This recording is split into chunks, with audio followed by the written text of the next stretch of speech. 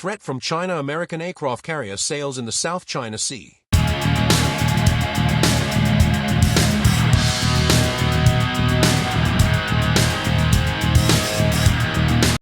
The nuclear-powered aircraft carrier USS Nimitz has returned to the contested South China Sea, where it is conducting flight operations under the command of the Japan-based U.S. 7th Fleet.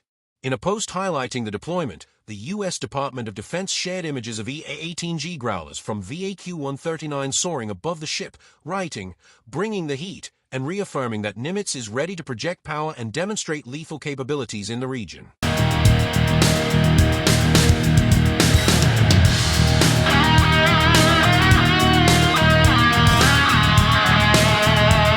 The U.S. Navy maintains that Nimitz and its strike group provide a visible and combat-ready presence in the Western Pacific to reassure allies and uphold international maritime law. A spokesperson for the 7th Fleet previously told the UK Defense Journal that the vessel's presence underscores America's commitment to freedom of navigation and regional stability. This comes at a time when tensions are escalating due to China's increasingly assertive actions in the South China Sea.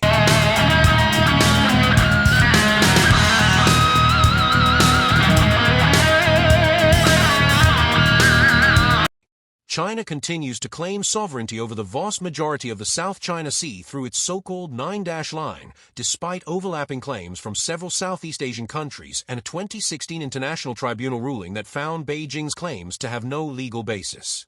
Chinese military construction on disputed islands, including runways and radar systems, has raised concerns among neighboring nations and the international community.